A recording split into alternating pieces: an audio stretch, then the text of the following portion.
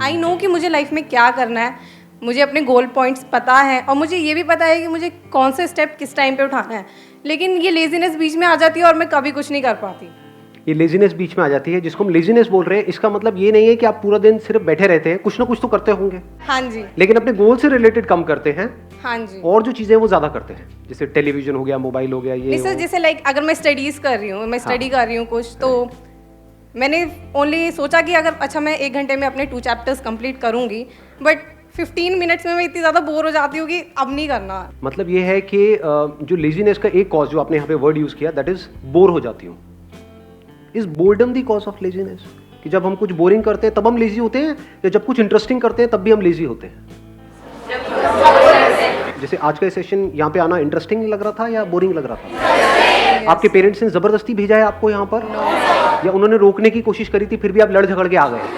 हुआ होगा ऐसा भी किसी न किसी के साथ में, पिट पिटा के आए हैं, चाटे वाटे खा के आए हैं, व्हाटएवर। नींद कितनों को ढंग से नहीं आई? मतलब एक्साइटमेंट था, सुबह अपने आप अलार्म से पहले उठ गए। तो क्या हमको समझ आ रहा है, जिस काम में हमारा इंटरेस्ट होता है वहाँ पे हम कभी लेजी नहीं होते। और ये भी हो सकता है कि आपको कुछ इंटरेस्टिंग लगता है लेकिन मुझे बोरिंग लगता है, तो जैसे ही मेरे से वो काम करवाया जाएगा तो वहां पर मैं लेजी हो जाऊंगा। तो इसका जो कनेक्शन है बोर्डम से है। जैसे एक बीमारी होती है ना, उसके कुछ सिम्टम्स होते हैं, ये कॉज नहीं है बीमारी का। जैसे फॉर एग्जांपल आपका पेट खराब हो रहा है, तो वो सब सिम्टम्स हैं जो भी कुछ हो रहा है। बीमारी का जो कॉज है वो कुछ और है। अगर उस कॉज को हम समझ लेते हैं तो there is a strong possibility दोबारा से वो सिम्टम्स आने बंद हो जाएंगे। लेकिन अगर हम सिम्टम्स को ही ट्रीट करने की कोशिश करते हैं तो हर थोड़े दिन बाद वो आते रहेंगे जब तक कि कॉज वहां पर पड़ा हुआ है। तो आपको देखना है कि आप कॉज को ठीक कर रहे हैं लेजीनेस के, या सिम्टम्स पे काम कर रहे हैं। वो पता कैसे लगेगा? जैसे ही एक्सटर्नली कोई मोटिवेशन आता है, यानी मेरी वीडियो देखी या कोई एनर्जेटिक सा गाना सुना, कर हर मैदान फतेह और ये वो, आपने कहा अब तो फतेह करके ही रहूंगा। मतलब भैया यही तो गाना चाहिए था, मिल गया। हाँ, और सुना गाना या मेरा कोई सेशन देखा, एकदम से एक्साइटेड हो गए, एकदम से चार्ज अप हो गए, लेकिन उसकी थोड़ी देर बाद बैक टू नॉर्मल। तो इसका मतलब क्या है? आप सिर्फ सिम्टम्स पे काम कर रहे हो, और अगर बार बार ये काम करते भी रहो तो इससे कुछ होने वाला नहीं।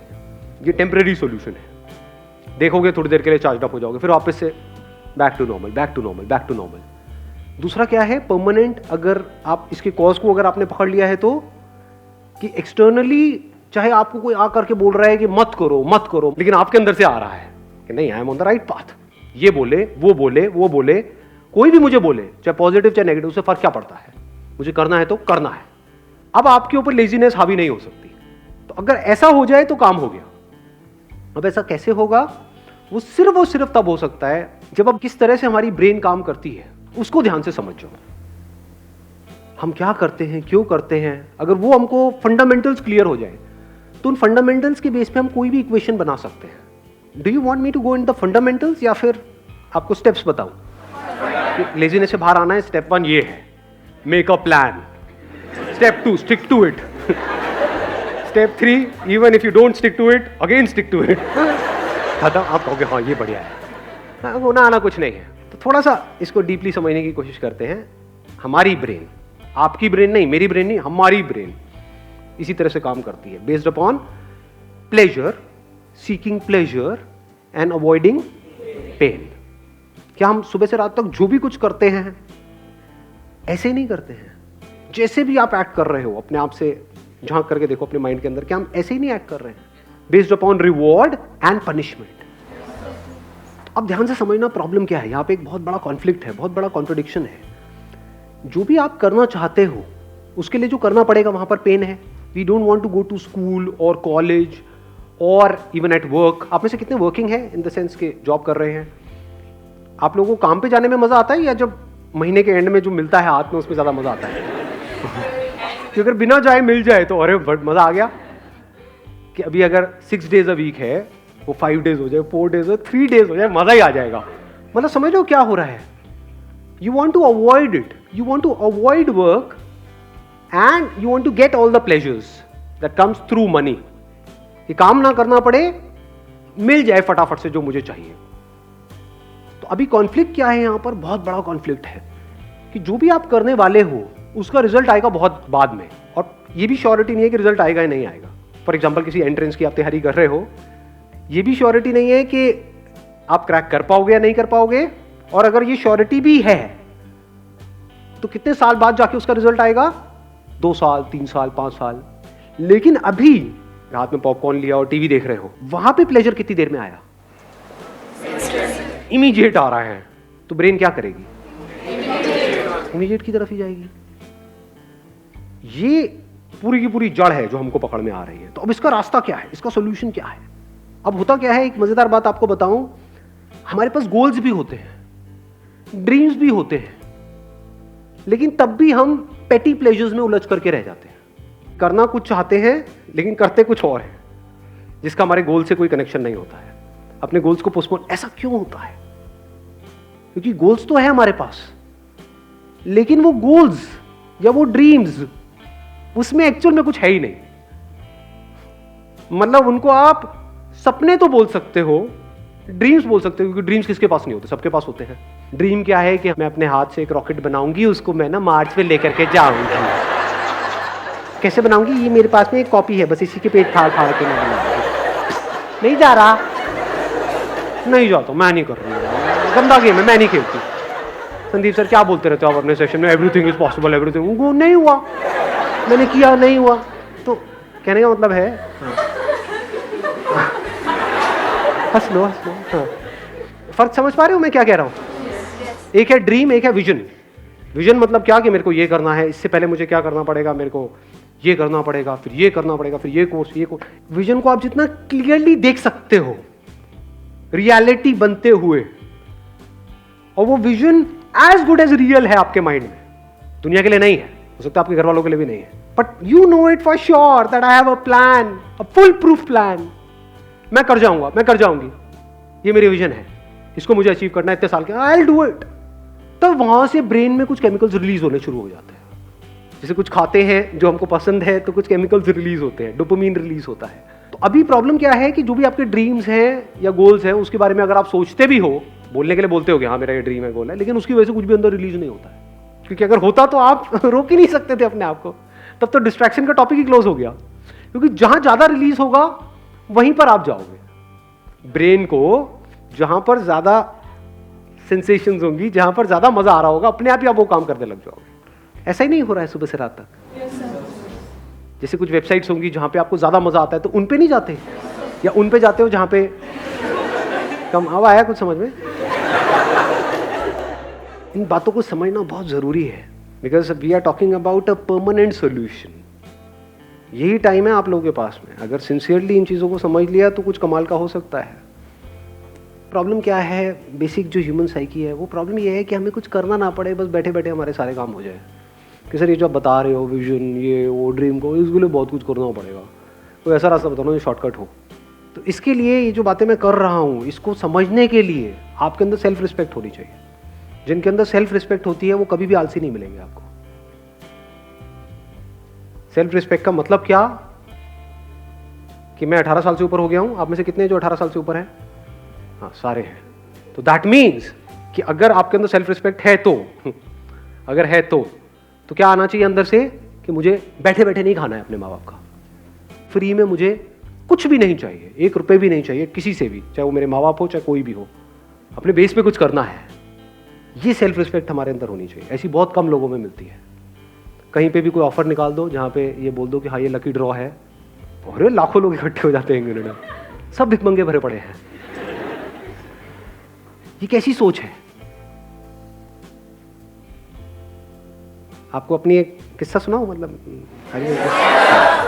एक बार गोवा में एक कैसीनो है, तो मैं और मेरा दोस्त वहाँ पे खेलने गए।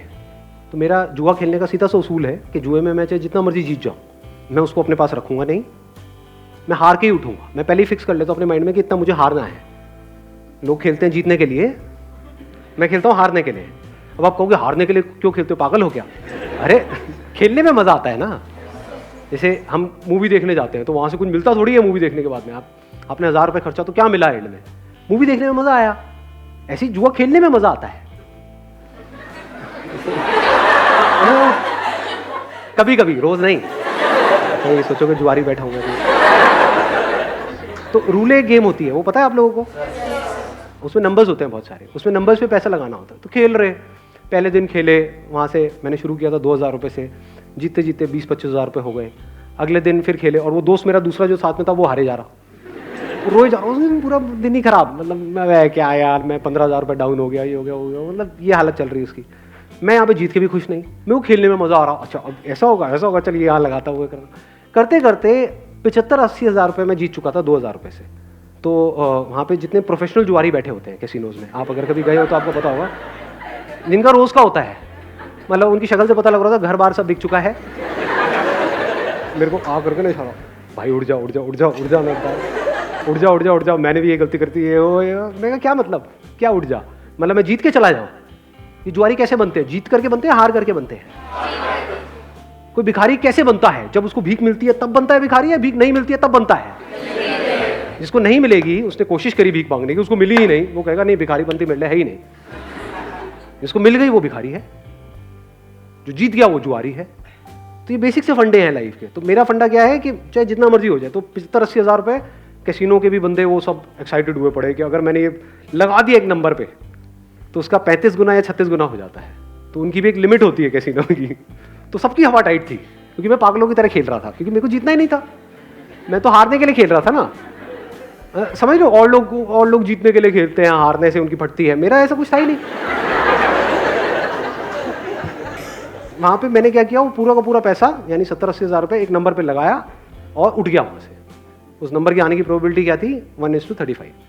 तो सारे मेरे को नहीं इसमें से कुछ तो रख ले, चल होटल का खर्चा ही निकल जाएगा। क्या पागल है क्या, होटल का खर्चा, मैं जुए के पैसे से होटल का खर्चा निकालूंगा, जुआरी हूँ क्या? तो वहाँ पे रखा और मैं उठ करके बाहर चला गया। बाद में दोस्त ने आकर के बता दिया मुझे कि नहीं आया, और अगर वो आ जाता तो 70,000 × 35 करना कितना हुआ? 25-30 लाख रुपए हुआ मेरे ख्याल में। हाँ, तो उतना कैसीनो को मुझे देना पड़ता। तो आप समझ सकते हो कि कैसीनो की क्या हालत हुई पड़ी। सोचो अगर वो नंबर आ जाता तो 25-30 लाख रुपए उस कैसीनो को देना पड़ता। लेकिन अगर वो 25 लाख भी आया था तब भी मैंने वहीं पे टेबल पे छोड़ देना था। चाहिए ही नहीं, मतलब ही नहीं। इसको क्या बोलते हैं? Self respect. When I was getting married to my wife, अभी I'm not too sure ये बातें बतानी चाहिए नहीं, बट तो ना बता दो आप, तो हर चीज़ बता दो सर, कुछ भी बता दो, आपका क्या जाएगा, आप तो अपने घर, मेरी वाट लग जाएगी एनी हाउ। तो बट इतनी कोई बड़ी बात नहीं है, छोटी सी बात है, तो बता देता हूँ, सच है तो उसमें बताने में क्या डर। When I was getting married to my wife, तो उस टाइम पे मेरे पास में एक सेकेंड हैंड मारुति स्टीम थी। तो मेरे को उड़ती उड़ती खबर आई कि वो मेरे को होंडा सिटी देने का कुछ प्लान कर रहे हैं। अगले दिन मैं अपने ऑफिस में गया, जितनी भी मेरी सेविंग्स थी वो सारी निकाली मैंने यहाँ से वहाँ से करके, और फाइनेंस करा ली एक होंडा सिटी। अगले दिन ही ले आया। मतलब मैं कहा, आप दो किसको दोगे?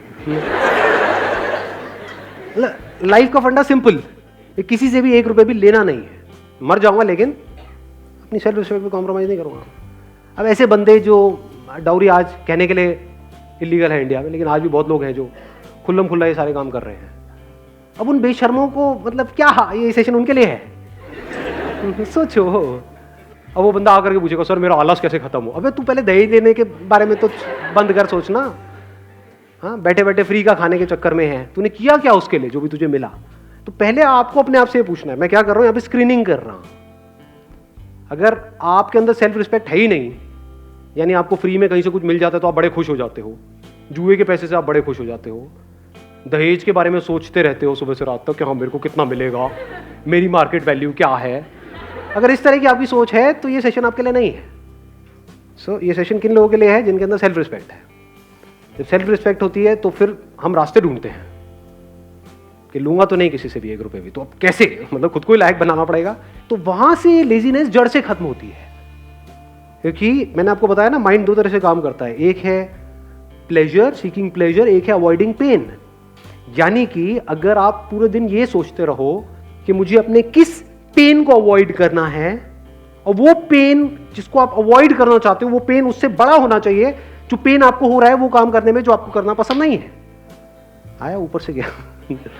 हाँ, पढ़ने में पेन होता है, लेकिन अगर नहीं पढ़े तो इस थॉट से अगर आपको पेन होने लग जाए कि अगर मैं नहीं पढ़ा तो मेरे जो माँ बाप हैं उनकी हालत बद से बदतर होने वाली है, ये सोच करके अगर आपको उससे ज्यादा पेन होता है जितना आपको पढ़ने में होता है, तो अपने आप ही पढ़ने लग जाओगे। और दूसरी तरफ से मैंने क्या बोला है कि प्लेजर, यानी ऐसी सेंसेशन अंदर से रिलीज हो वो सोच करके विजन के बारे में जो उससे बड़ी हो, जो छोटी मोटी चीज़ों में, तो कामयाब हो जाओगे। और क्या कर सकते हो अगर इसको इंटेलिजेंटली यूज करना है तो? बोरिंग इंटरेस्टिंग का भी हमको फंडा समझ आया। तो अगर कोई काम बोरिंग है, अगर उसको इंटरेस्टिंग बनाना आ जाए आपको, या उसको इंटरेस्टिंग तरीके से करो, तो भी काम हो गया। जैसे मेरे 11th में मैथ्स में बड़े अच्छे नंबर आए थे। मेरे स्कूल में ज़्यादातर बच्चे 11th में फेल हो गए थे मैथ्स में, मेरे बड़े बढ़िया नंबर आए थे। क्यों? क्योंकि हमारे जो मैथ्स के सर थे स्कूल में, उनसे मैं ट्यूशन पढ़ने जाता था, और एक भी ट्यूशन मैंने मिस नहीं करी, एक भी क्लास मिस नहीं करी। क्यों नहीं करी? नहीं इसलिए नहीं कि वो बहुत अच्छा पढ़ाते थे, अरे नहीं नहीं नहीं, क्योंकि आज जो मेरी बीवी है वो भी वहां पढ़ने जाती थी।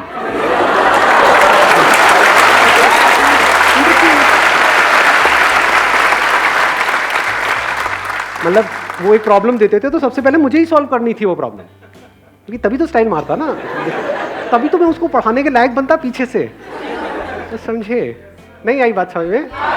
हाँ, मुझे इस लायक बनना था उस टॉर्चरस क्लास में जो मुझे बिल्कुल भी पसंद नहीं थी। ना मुझे वो सर पसंद थे, ना उनके पढ़ाने का तरीका पसंद था, कुछ भी पसंद नहीं था, कुछ और पसंद था। तो बोरिंग से बोरिंग भी क्लास इंटरेस्टिंग हो, एक भी क्लास मैंने मिस नहीं करी। बेटा मैं सर को कहता सर एक्स्ट्रा क्लासेस जितनी मर्जी, सर क्यों नहीं, सर व्हाई नॉट। दिमाग लगाओ ना कि बोरिंग से बोरिंग काम को भी मैं इंटरेस्टिंग से इंटरेस्टिंग कैसे बनाऊं। ऐसा कौन सा ट्यूशन सेंटर है इस सब्जेक्ट के लिए यहाँ, इसके लिए यहाँ, इसके लिए यहाँ, 5 ही तो सब्जेक्ट हैं, तो 5 अलग अलग चूज करो, अपना काम खत्म, हो गई पढ़ाई। अब कहाँ का मोटिवेशन चाहिए जी आपको?